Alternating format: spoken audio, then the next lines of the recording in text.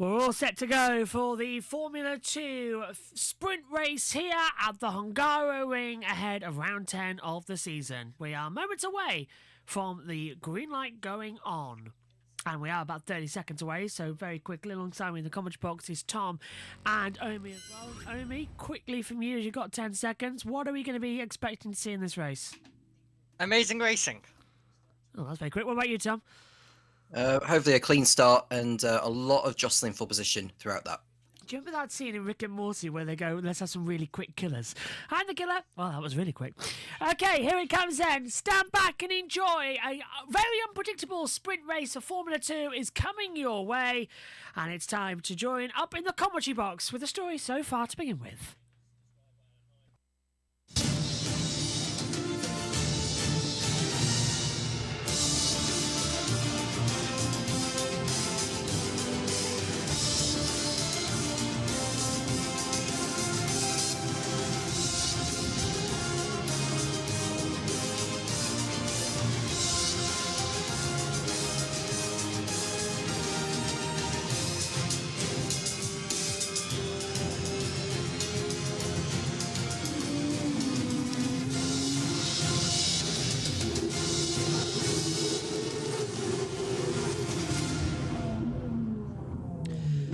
Qualifying yesterday has completely changed out what we were expecting. Sebastian Montoya has been handed a grid penalty, so it has shuffled a couple of things around. Richard Verschoor as well will take the 11th place spot moving further up the field. But it is 1-2 on the grid for the feature tomorrow. Roman Stanek and Leonardo Forlarelli, and Victor's looking strong, but a very heavily hit penalty. Stanek dominant as we get ready for the sprint. Welcome to what is going to be a very interesting weekend. It's time for the sprint race for round 10 of the Hungarian Grand Prix weekend for the FIA Formula 2 season. A brand new pit and palace complex for the 40th anniversary of this great race. A bit of a facelift, but still the same old circuit that delivers the drivers with the ultimate challenge. It's a 4.381 kilometre circuit, that's 2.722 miles in total. We're going to be experiencing 14 turns and 2 DRS zones, 28 laps ahead of us as well, with a change in tyre compound compared to last year. To give you more information, here's what Pirelli give us as their tyre data. We've now got the medium and soft tyre compounds. Expecting this sprint race, some drivers to be trying to take the softs as long as they can, but the majority are going to be on the medium compound at a high downforce level circuit where brake and tyre wear is high and fuel consumption is in the low range as well. We come up to the commentary box to join myself alongside Omi and Tom Cairns as well. And Omi, here we go again then. Jose Maria Marti has pole position for today, but the penalties has now shaken up the grid a little bit further down the field. Montoya getting a penalty as well.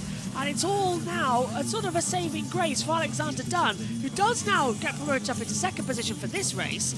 And he's got an opportunity to rectify a bad qualifying. Yeah, Alex Dunn has a big opportunity. He's alongside Pepe Marti, the two drivers who earlier on in the year, well, Pepe Marti said, you have to be careful when you're racing Alex Dunn. Let's see whether he'll be able to do so. He'll be hoping to pull away and not have to worry about Alex Dunn. What can Victor Martin do? The driver who will go from 4th position in this race, Arvid Limdad. So it's going to be a very, very interesting FIA Formula 2 sprint race, so looking forward to it. And Tom, looking down at the back as well, this is going to be quite fun. Just give us a second as we will go through the grid for today's action. It is back to front. So we've got Clan Shield starting in 22nd position. Sebastian Montoya, with that grid penalty, has now dropped to 21st. He was quite lucky actually because Clan Shield's also receiving issues. Max Esterson in 20th. Alongside him is Kush Miney in 19th place. 18th on the grid comes in with Sami Nagatuna from Rito Miata, promoted up into 17th position. He's had a difficult couple of days here in practice and qualifying. Rafael Villagomez goes into 16th position. Alongside him is his teammate John Bennett. Then we move up with Dino Boganovic in 14th. Emil Cordeal taking over in 13th position. 12th on the grid comes Gabriel Mini and Richard Verschoor. And then we get the unusual situation with inside the top 10. Roman Stanak, who will be on pole position now, starts here for tomorrow's race alongside his teammate Leonardo Ferrari. 8th on the grid for Jack Crawford alongside Luke Browning in 7th. It's 6th for Joshua Dunskin alongside as well Ollie Goethe, who lines up P5 on the grid. Goethe was provisionally pole, but so much faster drivers with cleaner air in front. But Victor Martins 4th and Arvid Lindblad 3rd. Front row of the grid sees Alexander Dunn alongside Jose Maria Marti. Okay, well, the F2 music seems to have been a bit corrupted there from the world feed side of things, having a few issues. But Tom, welcome to you, my friend. This is going to be 28 laps of absolute chaos as the conditions are a lot hotter than they were yesterday in either practice or quali. I couldn't agree more with that, as we see Pepe Marti lead in the field off the grid in a moment or so time. Really looking forward to this one. And the launch is going to be the key thing to this one, because it's one of the hardest tracks to overtake on the Formula 2 calendar. And if Pepe Marti can get his start right, he's on the cleaner side of the grid to start from, but it's no guarantee that he'll lead down to turn 1 first. We haven't seen a lot of championships where the driver's starting from 2nd place on the grid as most do get through into the lead. So we'll see how these get on here. There's no driver changes this weekend compared to previous. It is the same grid as what we had at Spa. And Pepe Marti, well, he'll need to get his season back on track. He's had a rotten lot of luck, it has to be said, in recent rounds. That's what Alex Dunn. He's got a points proof after the misfortune he had at Spa last weekend. Let's hear from our top 3. I think we've had some good starts recently, so just want to get a good start. Try get stuck in on lap 1, make some moves if there's opportunities, and then we'll see what happens. I mean, yeah, I don't have much to lose, so just going to get stuck in if there's anything that comes. Definitely, I think we're quicker than where we're starting, and I also think our race pace generally is stronger than our quali pace. And I think with high dag and hot temperatures, that usually suits us more. Hopefully get a good race and get the win, and then focus on Sunday as much as possible. Try to get more than 10 points on Saturday would be ideal. And then, yeah, if we can go happy to the summer break, then I'll have no thoughts about racing for a couple of weeks. Grid forming up then, Naomi, as well. It's going to be 45 minutes to do 28 laps around this place. Everyone says, that's so hard to do, it's so difficult. But actually, we're in for what is going to be a bizarre event to come in for this race. It's completely unpredictable with how it is, especially in the driver standings. Forlarelli 125, Verschoor 122, Crawford 116, Dunn 114, and Browning 113. They're separated by less than 12 points. Yeah, 12 points separating 5 drivers is absolutely remarkable. Over the years, we've seen in Formula 2 sprint races around the circuit, the tyres be a major issue, including last year, where it was Verschoor who came across the line to win on the circuit, but then he got disqualified, and it was Miney who inherited the win. But last year we saw pit stops made in the sprint race as well, and we had Antonelli, one of those drivers who went for the gamble last year and struggled in this race, having took the win. So there could be some pit stop stuff, especially if safety cars come in. It's a Formula 2 sprint race. You don't usually see pit stops, but the tyres have proven to be issues around here in the past, so let's see how this race is going to go. One of the big things as well is that now half of the grid, the first 4 rows, are covered by this new grandstand here, so they're in a slightly shadier position, so the track is cooler in those areas than on the opposite side of the track. It's the first time we're going to see it get affected in a Grand Prix this morning. The Formula 3 was in perfect direct sunlight. Here we've got a little bit of shade coming in. Green flag at the back. All eyes to the lights end. Rebecca will press the red button. 3 lights, 4 lights, 5 lights activated. Lights out, we're underway. It's a good start this time as well. Coming over from Jose Maria Marti. Marty. Bad start from Alexander Dunn. Him and Arvin Lindblad are side by side down towards turn 1. Lindblad's got the outside line. He's going to have to cover off Victor Martans, who's going to sweep round the outside line. Coming up the inside, look at Ollie Goethe. A little bit under pressure as well as Luke Browning coming through on dead centre. Lindblad goes round the outside of Alexander Dunn. He takes second position and away to Red Bull Driver Academy 1-2 at the moment. At the inside as well, Martans almost clipping his winglet on Alexander Dunn. Crawford gets ahead of Browning as they all head up towards turn number 4. Little bit of contact, 2 drivers off, one of the AX is further back. And I think also Max Heston getting forced out wide. Good start though, as we get into turn 4 and 5. Very good start indeed. Alex Dunn on the dirty side, coming under threat, and Victor Martins, his old rival. They've collided already this season in Monaco. Now they're going forward, and now they're making their way through. Dunn's still in P3, but it's a Campos 1-2, as Mini looks to send it up the inside further back. I'm surprised, Tom, we've actually got through the opening lap with how big the cars are and how small the track width is. No one's come together yet. It's an awesome start, and we're still seeing side-by-sides. You have one of the AIX being overtaken. That's out. That's my fault. I hold my hands up. I said they were doing too good. Which is it for the Invicta squad? Oh, the pole sitter for tomorrow got forced round, but quickly the championship leader still in contention, and he's battling out with Browning. Go on, Tom. Yeah, well, that was... well, you totally jinxed it there up until they got to turn number 9, I think it was, that they got through. And then you just see the 2 Tridents as we see Esterson go around the outside of his teammate Sami Megatunif through that.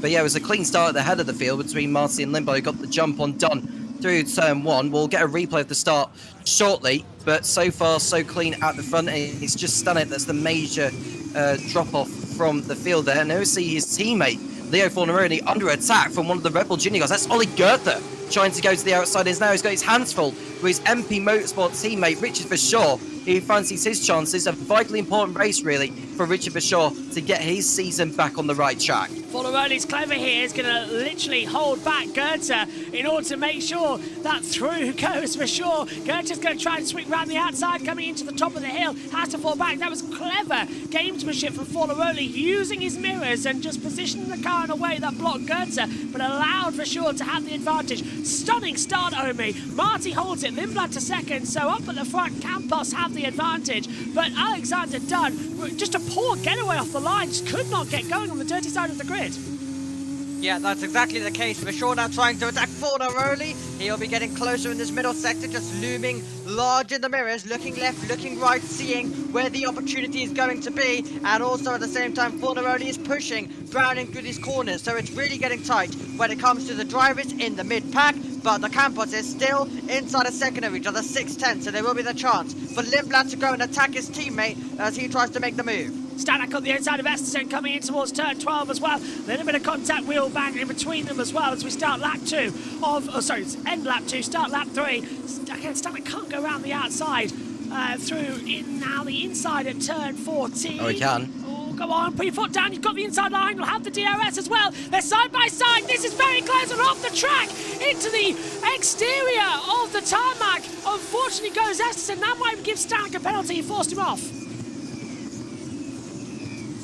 Now, he's heading through.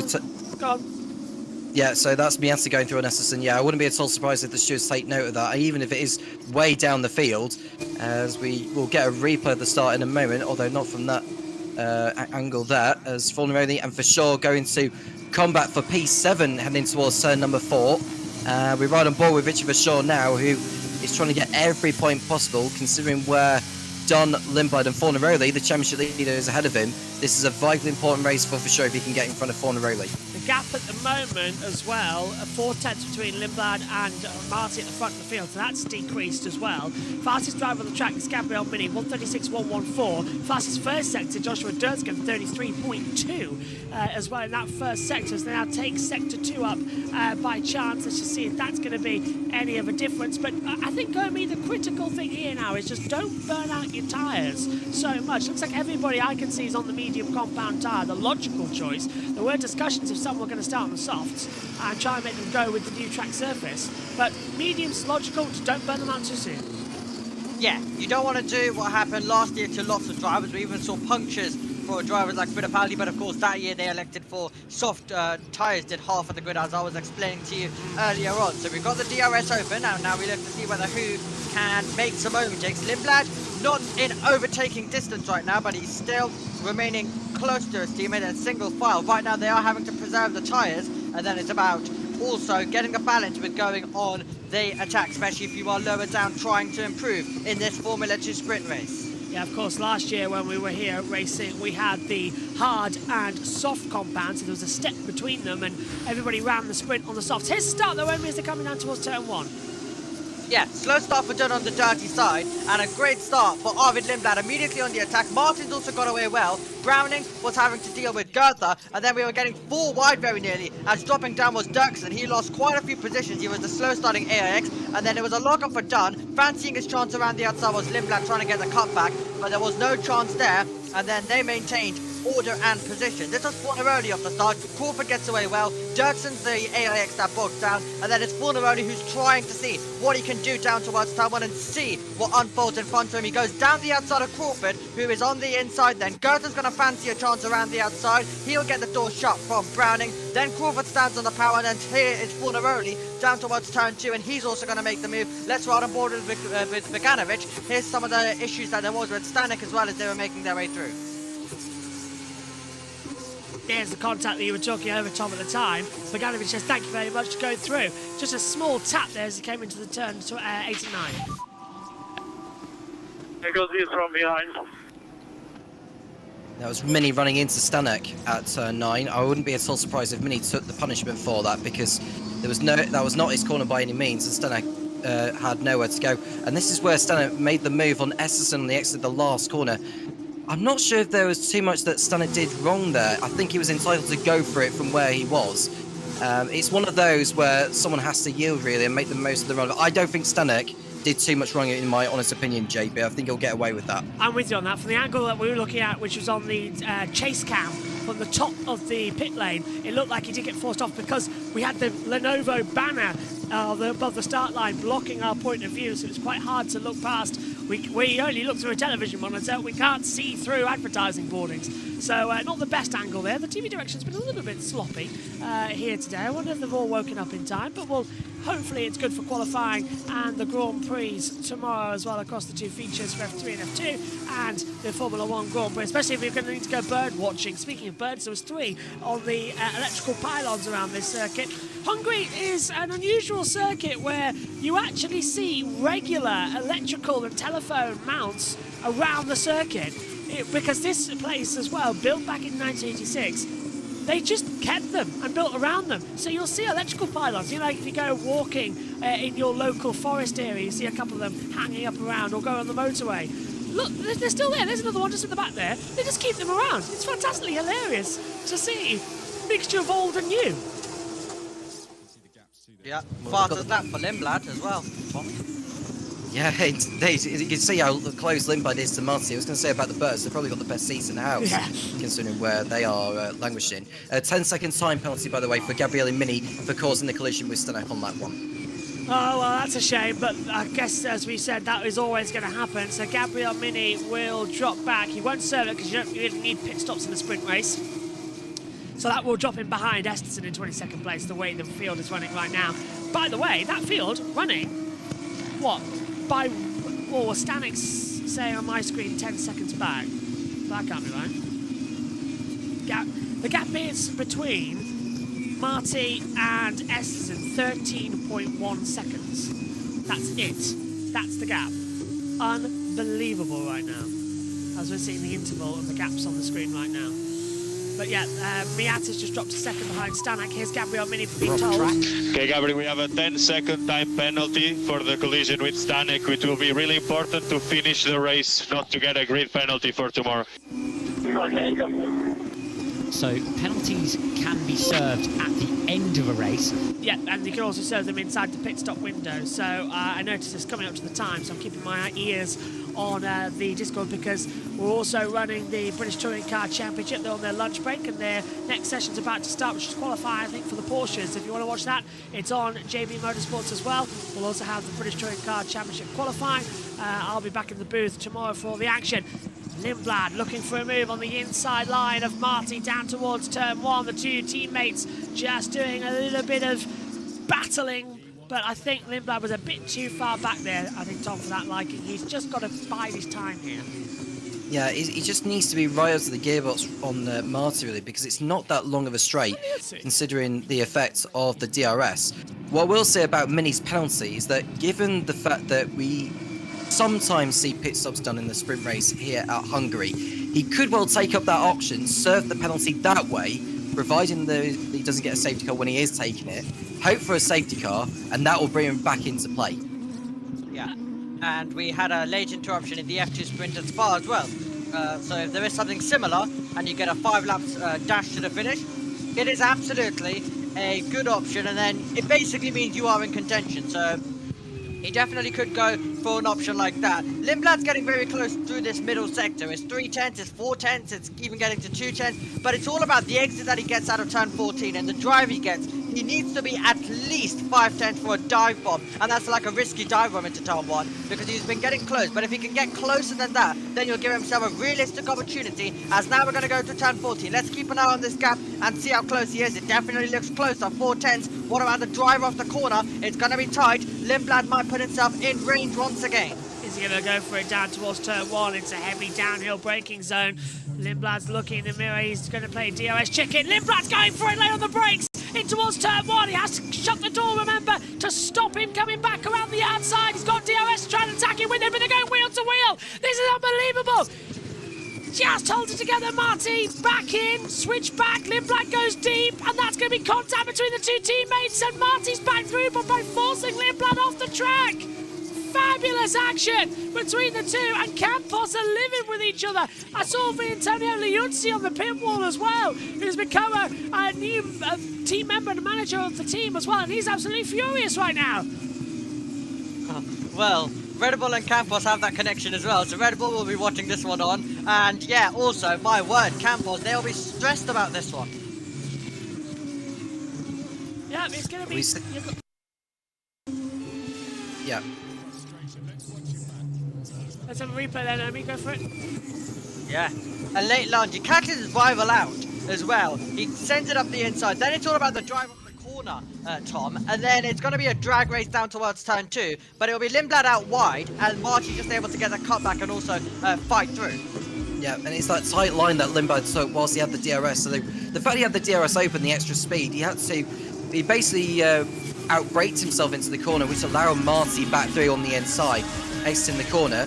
And it'll be take 2 again, I suppose, although Lindblad's a little bit further away than he was on the last lap. So I don't expect him to make that dive bomb on his teammate. But they've got to look after their tyres. They've got to make sure they get to the end of lap 28. This goes back to what I was saying about the tyre degradation around this circuit of the Hungaroring. They do fall away quite massively. And given that it is very hot around here, it was around about 28 degrees when free practice 3 was held this morning. So it's probably around about that kind of temperature still, which is going to have a massive effect on the tyre degradation and, you know, the tyres overheating as the race progresses. So we see the 2 Campos cars with Alex Dunn just waiting around in 3rd place and Victor Martin there. No one really making any moves as we speak. So this is kind of calming down as the race continues to progress.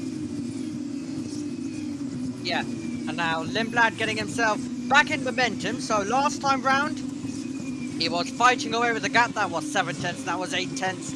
Now he is sticking with the 4 tenths that we were seeing earlier to this middle sector, and then this will give him the chance to pounce. But now Campos have brought Campos have now brought Dunn back into play. So they've got to be careful, or there could be a chance for Alex Dunn to try capitalize on any drama that happens between the Camposes. That's what Campos are currently worrying about.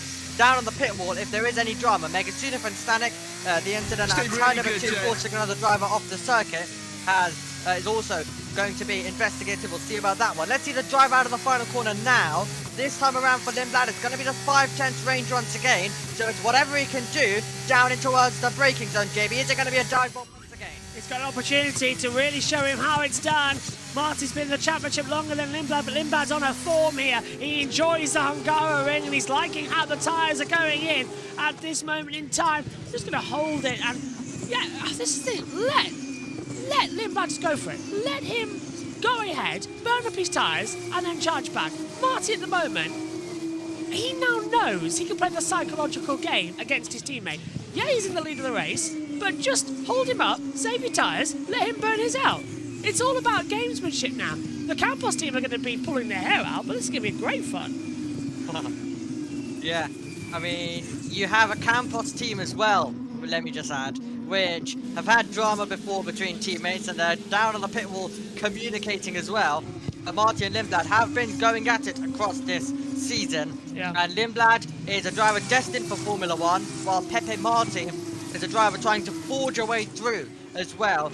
So there's differences between them, and if Marty can win and can beat his teammate and can prove that consistently, then he's going to show himself as a good talent. And usually what goes on at Red Bull and the sister team as well, who knows when an opportunity might be opening.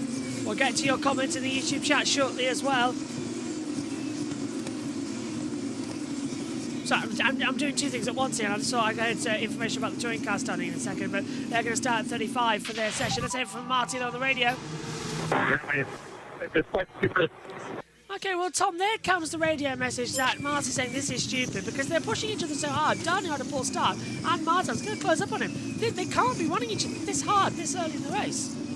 No, you wouldn't have thought so. And they're heavier on fuel than it will be towards the end, which makes it even harder to look after these. But as the fuel burns off, it'll become easier to not put as much load into the tyres through the corners. We saw a rear wing onboard of Marty on the edge of his rears. They may show another replay of it, or I say a replay, they may show another angle again on the rear wing of Marty to look at the state of his tyres. So that could give some form of reference as to how far he needs to go before he does pit in. Team Radio Lindblad. Yeah, remember it's going to be a time management race. Yeah, there's the message to Lindblad to basically be like, well, you have to just try chill a little bit, just try staying behind, without saying it quite literally, without saying the obvious, don't attack your teammates. So that's Campos trying to calm the situation down a little bit more, which of course they are correct with the tyres, but they're just trying to ensure that their two drivers are making contact, and at least they can wait a little bit longer, because we could be at this stage seeing both Campos drivers heading backwards. Jun will be there to capitalize, so will Martin. So the Campos drivers both have to try and just think about the bigger picture at the moment. But Lindblad definitely wanting to go for it. He's got the rear wing open once again, but Tom, I think he'll be a bit too far back once more. Yeah, he's way too far back. This is probably the furthest he's been back for a number of laps now behind his teammate. Lindblad staying put in P2, as we see another Red Bull Junior stop behind his MP Motorsports teammate, which for sure will ride on board with. Ollie Goethe, the Red Bull Juniors behind. The Joe who's made up the most positions in this race so far has to be Sebastian Montoya, who started the race in 21st place, is now up into 14th, and he's on the rear of the Van Amersfoort racing car of John Bennett. And Montoya, well, I doubt that he's going to get anything from this race, but it's been a solid effort considering how difficult it is to overtake round this track. Sure, we don't damage the tires, and we have tires left at the end. Maybe the delta is bigger at the end of the race. Okay. Yeah, think long picture. The long picture. You can't go this quick, this early on. Burning up everything. Tyres, galore, everything. It's just not natural. Cool your jets, I think is what they say, don't they? Yeah, that's exactly what they'll be definitely saying at the moment to each other. Jun doing a nice job. He may have lost second place, but unlike other times we've seen from the Irishman, he took a calm approach. He's been like, okay, it's still a long race. He's sat in behind. Lindblad's now lost the 1 second to Marty, and now Jun's just saving his tyres. He's been able to sit there, watch what's happening in front of him, and then be able to pounce, maybe even to the win. The tyre drop-off that we've seen in previous years, it can be quite major, so there could even be a chance for Alex Dunn to be able to go through. There could be a chance for some other drivers to go through, so you have to really save your tyres. We keep mentioning it, but it's so important in a race around Budapest in Formula 2. Watching now further back, there's Gabo Mini who's got that time penalty. Let's take a replay of the tyre strategies at the front. This is Marty, and yeah, the front left looking a bit vulnerable. Yeah, Lindblad's tyres are in much better shape, so it's actually backfiring Tom and Marty right now that this let him go first mentality, because he's struggling. And it's Lindblad who's on the threat from Alex Dunn. I'd be interested to know who actually looks after the tyres and who doesn't towards the end. And we've seen a notification of Bennett and Montoya forcing another driver off the track. I wonder if that's because Montoya tried to go past Bennett, but Bennett didn't quite leave enough room. We may get a replay on that in a moment. But Dunn, well, he's making a game of it. He's pushing these Campos cars to really run out of tyres. Pushing him as hard as he can as they're down and towards the braking zone. Yeah. Oh, Look time at the penalty. drive. Coming in as well for John Bennett, forcing another driver off the track. Go on, Omi. I'm just saying, look at Alex Dunn absolutely mounting the curbs around this place, trying to really get on with it. As Rodin Motorsport also watch on.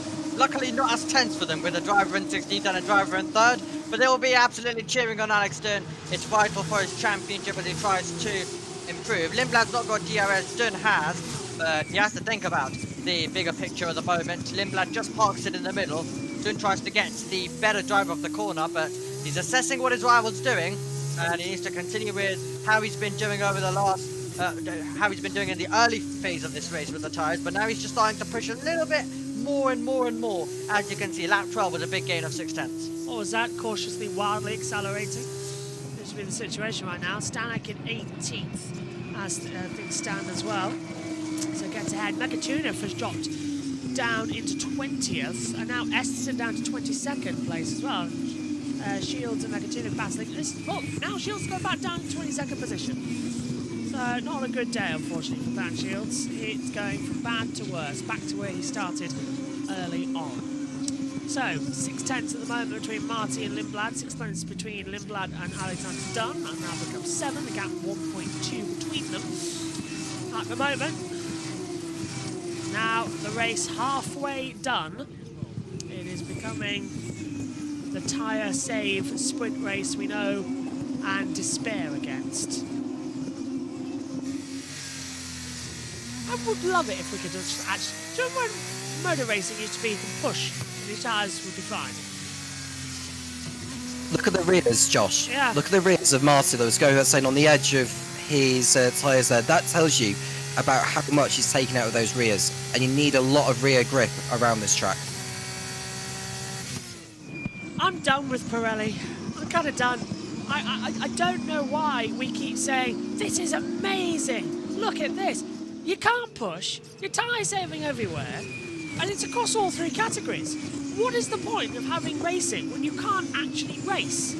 You may as well be commentating on the morning rush hour down the M1. It's not entertaining. This is not entertaining. You're just seeing lots of cars in a parade.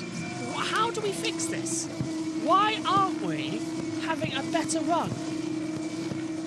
I would say it's quite weird, to be fair. Sometimes in Formula 1 races, tyres are lasting so long, and then everyone's just driving so slowly. But then sometimes it's like, well, the tyres are going to fall off the cliff. So the argument sometimes is that the tyres are going to completely go, or sometimes in Formula 1 races, we're getting the argument of, well, these tyres just last forever. And drivers can just do one-stops all the way through and easily conserve the tyres. So it's kind of weird how the cookie crumbles both ways. Yeah, and you never know what you're going to get week to week either. Like, we all know that tomorrow in the F1 race, it's going to be a wet race, so you've got the intermediate tyres that's only going to be used. If it does end up drying out at some point in the race, you're going to have the crossover, and they'll go to either the hard or the medium compound. They won't even touch the softs, because the soft is so unreliable, where the soft is actually the best tyre in the wet, historically. But now it just dies out after 5 minutes, even in whatever condition. There's no strategy at the moment. Pirelli have got completely the just bonkers end of the sticks right now. F2 tyres should be made to last. That's how they should be. Just give us a race. You can see why nobody wants to start mediums. There was talk about it, like last year, whether it was worth the risk because you gained such time at the front. But the surface is just dying out on these mediums after 16 laps. They've still got to do half the race. Pace is now 2 seconds a lap slower than when we started. 2 seconds. What are we doing? Lindblad now can't afford to attack Marty, but his tyres and pressures are going to be sky high. Villagomez drops behind. 3 is transponder mission. There we go. I thought we had a bit of something there, but it is transponder coming through on the axis. So we are half distance in this one. It's at this stage, yellow flag. What have I done? It is my fault again. I've got a feeling it is. Now Villagomez is dropping down the order, but I can see him there on timing screens. So who got green flag? So whatever the yellow was, it's gone now. I'm obviously not cursing hard enough. Got to work a little bit harder. Right, okay. Let's take a replay. This is Ordeal and Villagomez. around the outside. Is there contact? Yes. Oh, winglet. Oh, And it's bounced off into the centre of the circuit. Another yellow and green flag just came out, by the way. As down to turn 1, they're side by side. That's going to be a move through from, once again, that's Maney passing Cordeal over 15th and 16th position. Behind him, Stanek and Villagomez are going for a battle with Rito Miata, just hovering around in the background in 19th position. But Maney's been doing an excellent job so far of regaining from a poor qualifying position. Okay, let's catch up with the YouTube chat quickly. Sarah says hello, and to go Stanek as well. Wild prediction, Shields will go beast mode and win. He's 22nd and 21 seconds down. That is a wild prediction. Sunny's here as well. Hello, Sunny. Sarah says, question for Emmy, what's the best F2 race you've ever seen? what? A question for you from Sarah. What's the best F2 race you've ever seen? 2017 Monza feature race was good, but also about that, I mean, the FIA nowadays probably wouldn't let us do a standing start in those conditions. They probably wouldn't let us go racing when there's 10 minutes to 7 p.m. and the whole circuit's becoming dark. Those days were remarkable in 2017, I have to be honest. Absolutely love that race, and I think it's also Alex Jakes' favourite race as well that he got to cover. Was a cracker. I remember watching, we were all delayed that day, Tom, weren't we, with the Formula 1 lasting like 2 hours in quality due to the rain delay. And Formula 2 finally goes racing. And it was, Mini's in the pits, so he's going to serve his time penalty now. So he can maybe bank on a safety car later on in the race. That's not a bad idea, actually, for Mini. Because you also can change tyres now as well to a set of softs if he's got them. And he's going to do that, exactly that. Wait 10 seconds, change to a set of soft tyres and pray on a safety car. Best of the situation when you're outside the points anyway. But yeah, Tom, that was a great day, though, wasn't it, in 2017? Lance Stroll, second. All but Lewis Hamilton changing positions on the grid. It was a manic weekend, really, with all the grid penalties and that. But yeah, F2 was sensational to watch, and even the race winner got disqualified, didn't he, for a technical infringement. I can't even remember who actually won the race retrospectively, but it was that manic of a race from what we saw that day. I'm just trying to think of other F2 races. I mean, this is the GP2 series in 2016 on about Baku. Yeah. GP2's first, that was horrendously manic. And I remember Mitch Evans and Sean Galeo's reaction to Nobuhiro Matsushita retiring, because he was the one that took the pair of them out earlier, and the relief on their faces was unreal. Favourite GP2 race, Turkey 2006. That was a classic. Hamilton getting spun round and fighting back for second position. But it wasn't just about Lewis Hamilton that day. Timo Glock having battles side by side with everybody. It was fantastic drama in what was his first season in that year as well. And I can't remember, it was Zolt's, as we see Dunn go Alex inside. That was so late, caught us by surprise. Dunn sets on the inside of Lindblad and takes second position. So he may have bad tyres, but he's going to take it to the fight. Rodin not out of this one as the sun shines at turn 3. That was super, super aggressive. That was a dive bomb and a half. So far back. It wasn't even, it didn't look like there was a realistic chance. He just goes for it. Lindblad's got DRS here as well. He's not going to be that close, and then he just arrives on Lindblad's doorstep and just sends it up the inside, and Lindblad just has to move out of the way. That is faith, Tom, isn't it? The fact that Lindblad could see you coming. Because that was from, literally, that's a move going from London all the way to Edinburgh, the distance there towards the first corner. It was phenomenal. And we see Gomez, Via Gomez, sorry, who is heading through the chicane without that front wing. That won't help, and on a track where downforce is required so much, it's not going to help him one bit there. But what a move from Alex Dunn. That was very much gold dust from his point of view and for the Irish fans. Can he go after Pepe Marti for the win? It was a fantastic run as well to come into it, as they do battle once again. Yeah, Andreas Zuber won the race that day with a great attack mode. Hamilton was second, Adam Cowell was third, Timo Glock was impressive in the ice ball, battling with Piquet and Nicolas Lapierre as well, I remember, towards the pit wall. So that was a great race what was a Sunday morning, because it was the sprint race back then. I remember me and my dad watching it, having a full English fry at breakfast and almost dropping our pieces of bread and butter, as we see side by side now Victor Martins trying to go around the outside and switches back on Arvid Lindblad. Lindblad sinking like a stone here. It's like I mentioned earlier on in Formula 3 to Omi. You go offline here, you're going to lose out. And now we're going to have the Mansell moment as well with Senna coming through, because he went 3 wide up towards turn 4. Lindblad's all over the place. Crawford has got back ahead of Victor Martins as well, so they've swapped over now to 4th position. Martins got held up and Crawford's going around the outside in towards the 6-7 chicane. Lindblad's going to really have to hold the exit because they've got faster drivers behind, and unfortunately he spent too long chasing down Jose Maria Martin. Lindblad's front tyres are now gone. Overheated, that's it, kaput.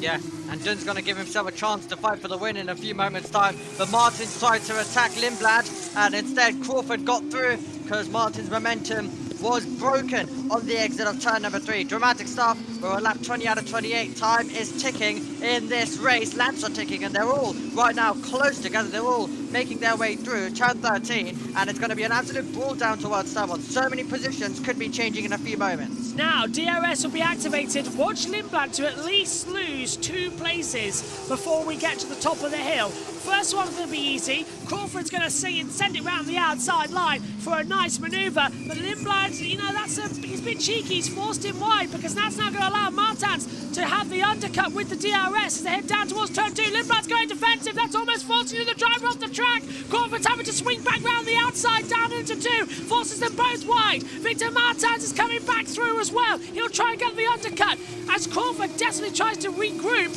and Lindblad does live to fight another day, but that was marginal there. He didn't block him. He just opened the door to the steering wheel and drove to the extremities of turn 1. Pushing the boundaries as well from Arvid Lindblad. That was so close to being contact between the front wing and the rear tyre, which could have had disastrous consequences for the pair of them. Alex Dunn now 6/10 behind Pepe Marti. He is in the fray to take the sprint race win. But who's going to be on the final step of the podium? You can just see a long queue of cars behind Arvid Lindblad. You've got Crawford, you've got Martin, you've got Browning, Fornaroli for sure, Goethe, Bogdanovic, Dirksen. It's all up for grabs now. And look at the front as Dunn is right there with Marty. We're running out of laps, and Mainey's past Montoya for 13th position as well. And this is crucial for Crawford, who's now closing in on the championship. 1 point behind Richard for sure. Montoya's dropping. I hope that transponder. No, he's dropped behind. Montoya with issues. Yeah. Also, by the way, Minnie did come into the pit lane, so he listened to us exactly about hoping for a safety car near the end. Because now he's served the 10-second and can just get on with it. So game, set and match, but he's running out of time for that safety car to be a factor. He's 18 seconds back as we see, again, Lindblad going defensive. Now Crawford will try and get the undercut with the DRS open. Throttles it down. He's much closer, but we're looking at the wrong pictures, director. Come on, round. Look, he's going for it. Round the outside, coming in towards turn 2. Lindblad goes wide. Crawford gets the undercut. If he can keep his foot down round the outside, he can't. But he gets the switcher back up towards turn 4. He closes him in again. Lindblad's going to close the door. They're going to be so gave into the braking zone. Got a yellow flag. And a safety car. Safety car's out. Mini might be saved. Why has the safety car come out? It's Montoya. Montoya stops on the start-finish straight. The safety car is out, and Gabriel Mini is now thanking his Prema teammate as he's back in the race. This won't take long to bring in, so the safety car felt a bit weird there, but Mini's back in it. Wow. we are in for a blockbuster finish, aren't we now? With the safety car out. Who's prepared to roll the dice and stick on a set of softs? Here we go. That's the question. Who's going to come in? So they're all going to come in. Gabriel Mini might just have the lead of the race here if they all dive in for a set of soft tyres. Oh.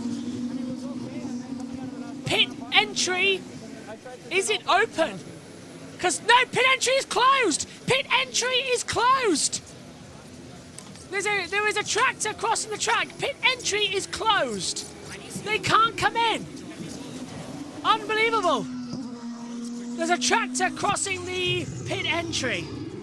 So pit entry closed, and Gabriel Mini banked on the safety car. His teammates caused it, and now what's going to happen? Let's take a look on board. This is on board with Victor Martins, and this is how he lost out, Omi.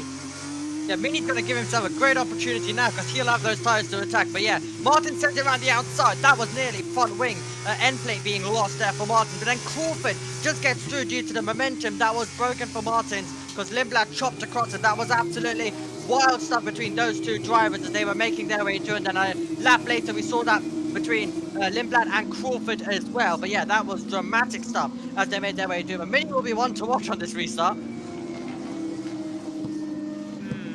This is Montoya, where we said he was going off the track. Can't see anything wrong from this angle, just went wide. Well, he's already suffered the problem as he went off. Suspension. I'm actually surprised he didn't come into the pits. Yeah. I'm rather suspicious. Me too. That I'm suspicious that he's left that on the circuit to help his teammate there. So if I was the FIA, I would take a good look at that and think, should Montoya have pitted in? It's a bit ironic that he's had the problem early on in the lap. He's been told to park it, and he's done so on the start-finish straight to cause this safety car by Prema, who's Gabriel Mini is, teammates, and now he's back in the race. Yeah. I was suspicious when the safety car came out. That's why I said it's Prema and Prema. I couldn't see anything wrong either. If he lost drive, then fine, but I don't know. Pit entry closed, you can see with the red X. This is Alexander Dunn then. Under safety car, this is. What's he done? Pit entry closed, the arrow's telling him to stay left. Oh! Marty slides on the brakes! Marty just brake tested me. That was so dangerous. Yeah, copy, mate. What was he doing? Let's listen. Okay, that is super stupid from Marty. I'm on Dunn's side on this one, JB. I think That was Marty, deliberate. I don't know whether he just noticed the fact that Montoya's car was there, but he was away from him anyway. I don't understand why he felt the need to slam on the brakes like that. That could have been an airplane accident for Alex Dunn. I'm not even going to entertain anybody saying, oh, he was braking because he had to maintain the safety car delta speed. The control line is before that. They'd already passed that Omi, and that was deliberate. That was so deliberate. What's Marty doing? That's a black flag offence. I feel like he'll get the exact same penalty as Piastri did in Silverstone, if you remember back to that. Because Piastri basically did the exact same thing, while intentions may have been different. It's the exact same thing. So it will be possibly a penalty coming, the exact same one that we saw a few weeks ago at Silverstone for Oscar as the car gets recovered, and then we can get this Formula 2 race back underway for a sprint all the way till the end. Pit entry open this lap. So we will have pit stops if they wanted to. Well, maybe. No, pit entry would not be open this lap. It was, and then they've removed that line because they still can't get it in. So pit entry still closed this time by. So another lap behind the safety car, which means we'll come in. There won't be any chance for a pit stop, guys. There won't be any chance. The safety car come in before that. So Montoya's helped his teammate there, but also a negative effect because nobody can stop. I would just like to point out, all the teams know where the recovery vehicle is, and Montoya did park it right next to the place he needed to be parked for the door to swing over to the pit lane. Just saying. Look at Mini. Mini's going to have up to tyre temperatures, younger tyres, he's going to storm through this field. And he's already in the back. Ready to go.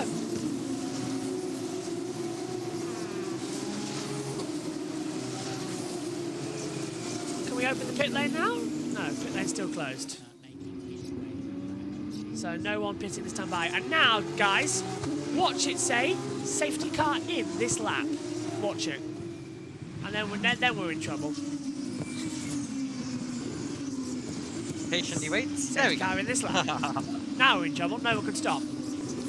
So Mini boxed, took the tyre penalty, got exactly where he wanted to be, and all of a sudden his teammate stops the problem instead of coming to the pit lane. Right. Okay.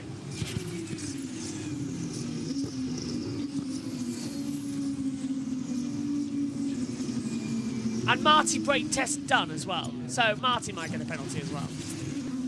So effectively Alexander Dunn might be the race winner here. I'd like him to be able to do it on the road, if I'm honest. Yeah. This is going to be fun. I'd love for that to be the case as well if he can make the move on the road. But what about Lindblad, Crawford, some other drivers also getting involved? Could they maybe overtake Dunn as well? Crawford absolutely in the championship fight, so is Browning, so is Fornaroli, so a few drivers have a chance to make some positions, but JB, they have to be careful as championship contenders. Any news on Marty? No news, mate. We can't report it because it's under the safety car. What? We will obviously once the safety car comes in. Yeah, get ready on it. That's a new rule. You can't report things under the safety car. That's a bit new. We're back to racing anyway. The green flag. Look at Marty's rear tyres. They are absolutely shredded. They're disintegrated coming out of turn 13, especially the right rear. That's going to blow any minute. We're back to green flag running. 26, 27, 28. 3 laps to go. We're racing. Down to turn 1. Everyone trying to get tyre temperature. Watch out for Gabriel Mini. How quick is he going to go? As Victor Martins looks to the inside line as well. I could scratch that. It's Browning going on the inside line as well. He makes the move as Martins will switch back as well to go side by side. Crawford now round the outside of Lindblad coming in towards turn 3. Martins losing out as well to Browning. We're trying to get the switch back. It's hard to see as all 3 blue liveried cars are running together as Crawford comes up towards turn number 4. Lindblad sinking like a stone. Dunn's gone with Marty, and now it's all hell's bells.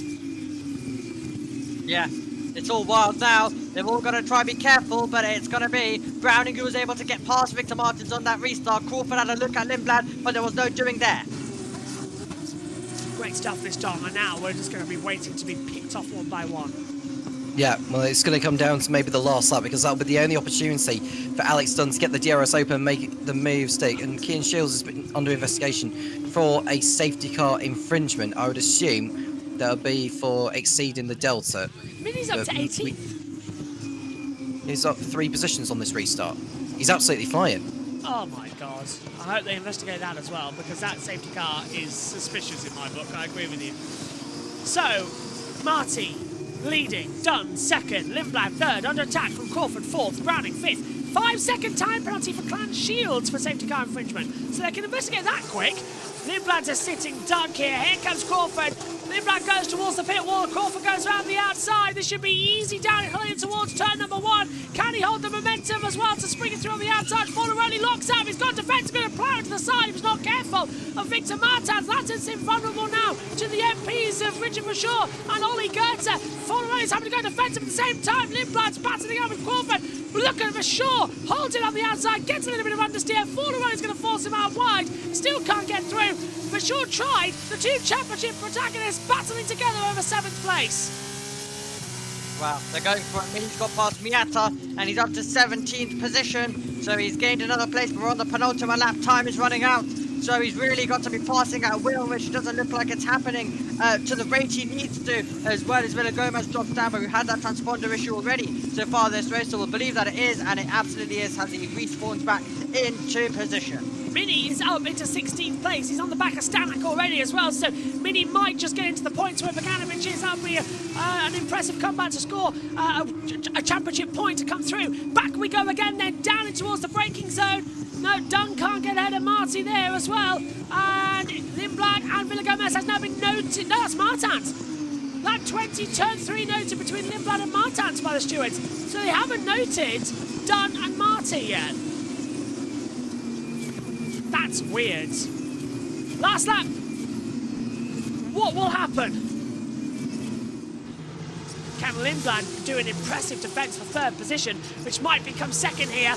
But Crawford's wanting that podium no matter what. Again, the outside down towards turn 1. He's trying to block off Lindblad, but goes way, way too deep. We'll try and pick up the exit speed, but Lindblad's right there alongside him down towards turn 2. The inside and the DRS now becomes that for Crawford, and he should be able to just open up the steering wheel, but it opens up the door to Browning, who's come out of nowhere to have a go towards turn number 4. So Crawford goes through into 3rd position, but now running up there, look how vulnerable Lindblad is. Crawford now just scampering away in the distance, going to try and stop any attack on him, but Browning can't get through, but he's going to try the outside, and here comes Martans looking at the inside. He's got the traction down to 6 and 7 as the bottom of the lead is still coming on. Martans and Dunn still going side by side now as well, Omi.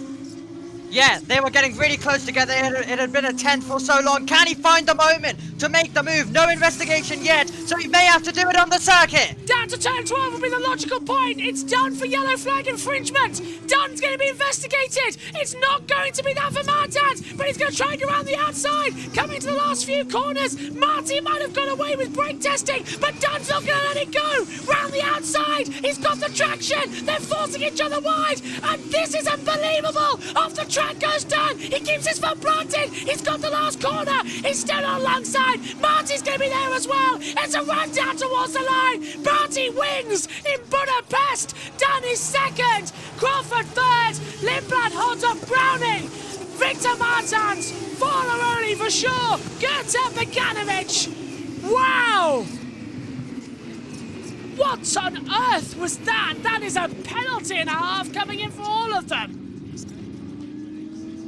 I've run out of words. I have run out of words. So Marty can brake test you.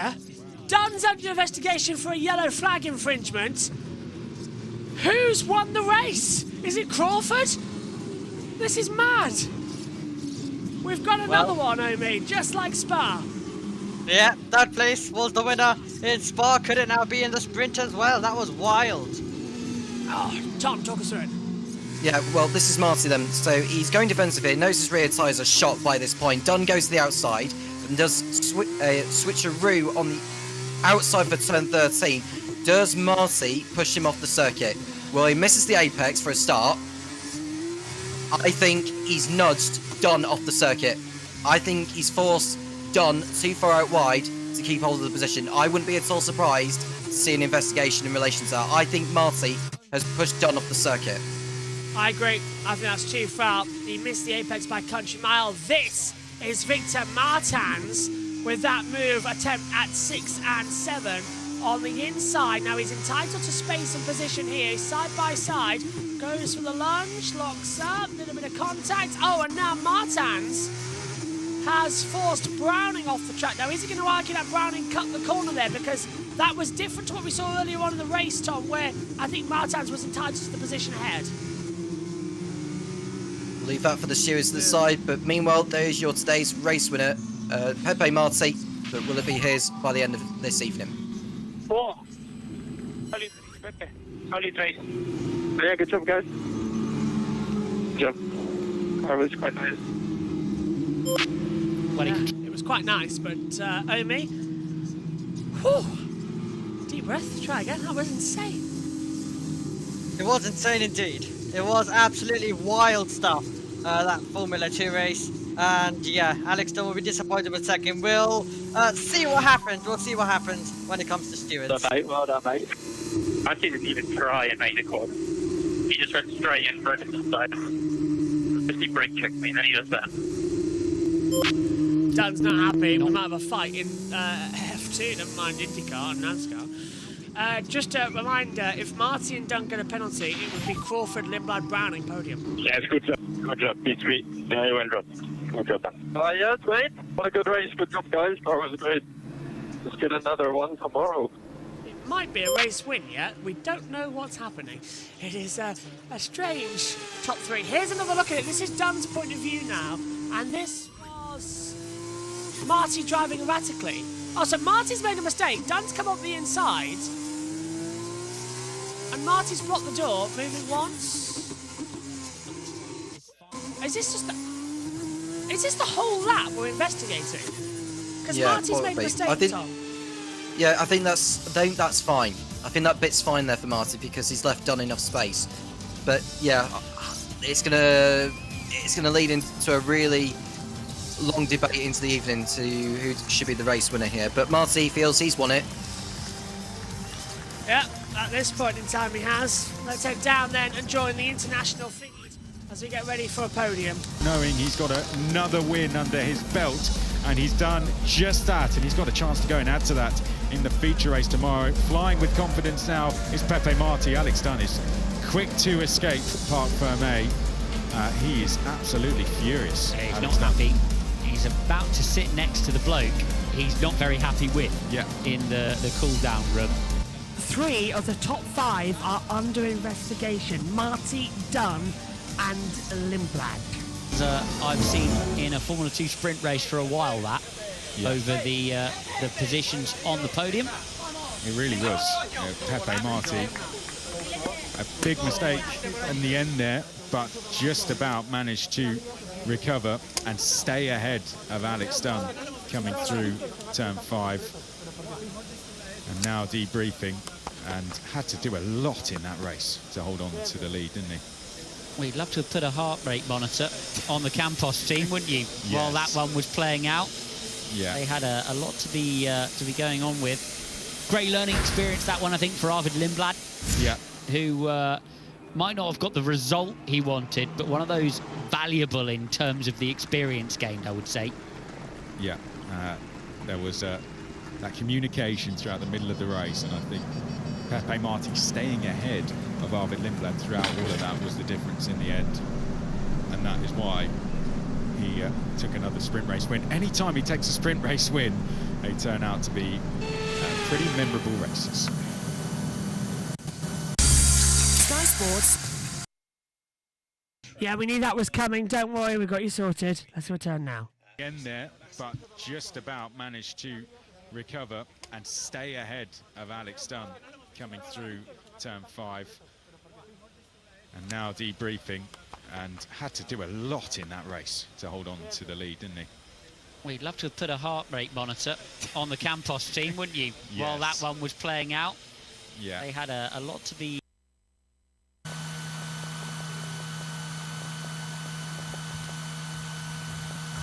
We now join the drivers inside the cool-down room. They are silent at the moment.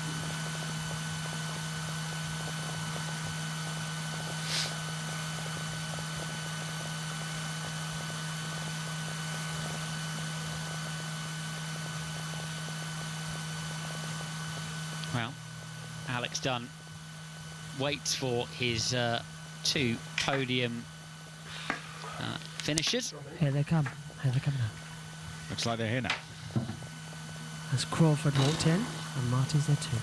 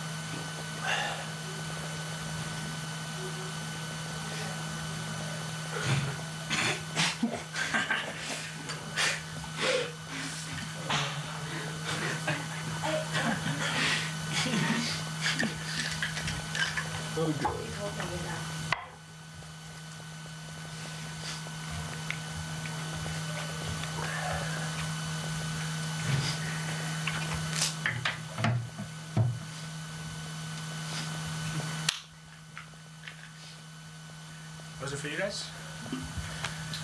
Good. Yeah, I thought you guys were really slow. At the beginning? Oh yeah. I was one-handed. Yeah. Let's try with one hand. Some good review of the race. I like this one. You already watched it? Oh, did it already finish? Yeah. Really? Oh. Sorry, I'm a bit late.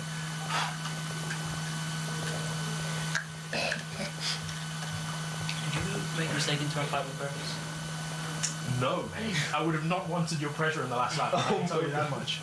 Mate, I broke for 5. Did you see it? The car just went whoop. Yeah. I lost for, I don't know why I lost it so hard. Yeah, Red was fully in the cliff. Was he? Oh, so hard. I mean, he drove the first 15 laps at 0.3 for no reason. It was chilly. Yeah, I thought that's what I was going to do as well. Well, I think he might have been okay, but I think after when he went in the grass, after you took him back, and then he died. Yeah. And then you start to fight, and then it's just... And you get worse and worse and worse. It seemed for a while Pepe Marti and Alex Dunn were doing anything they could to avoid each other there. But good to see they eventually shook hands. Sometimes silences are real dead loud, aren't they? Yeah. Between the two of those guys. But that's the nature of racing. It won't be the first time. Definitely won't be the last time in both of their careers. They've had to do that. You tend to move through the junior formula with a similar group of drivers, so you've all had your moments by the time you get to this level, part and parcel of trying to make your way in elite sport between the two of them. But the driving, the pace and the management from the pair of them stands out beyond those in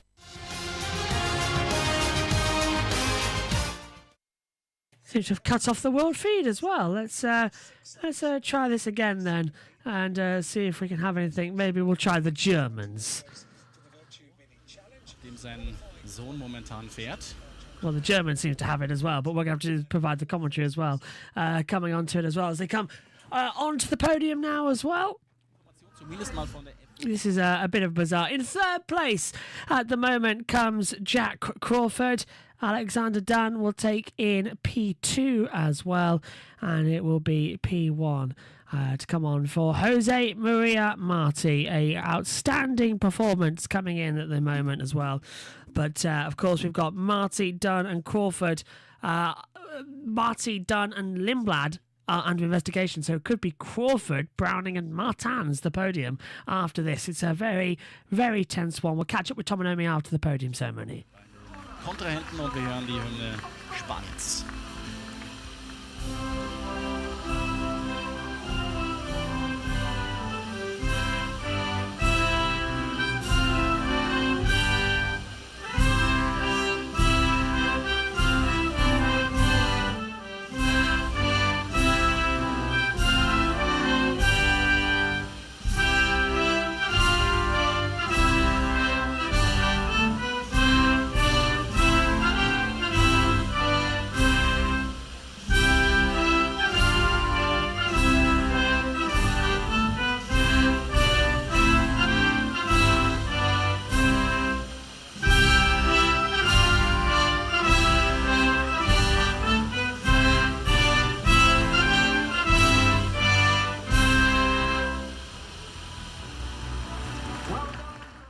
Podium ceremony being completed now as well. Let's get our final thoughts then as well from our punditry team, and let's join as well.